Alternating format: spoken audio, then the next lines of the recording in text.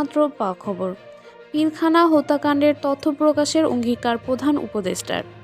পিলখানা হত্যাকাণ্ডের পূর্ণাঙ্গ তদন্ত ও তথ্য প্রকাশে অস্বীকার করেছেন প্রধান উপদেষ্টা অধ্যাপক মোহাম্মদ ইউনূস। সোমবার রাষ্ট্রীয় অতিথি ভবন যমুনায় পিলখানায় বিডিআর বিদ্রোহে নিহত সেনা পরিবারের সঙ্গে সাক্ষাৎকালে তিনি এ প্রতিশ্রুতি দেন। প্রধান উপদেষ্টা বলেন, এত বছরেও এই হত্যাকাণ্ডের তথ্য গোপন রাখা অবিশ্বাস্য। জাতি এই বিচার দেখতে চায়, আর আমরা তা করব। শহীদ সেনা পরিবারের সদস্যরা পুনর্তদন্ত এবং 25শে ফেব্রুয়ারিকে শহীদ সেনা দিবস ঘোষণার দাবি জানান।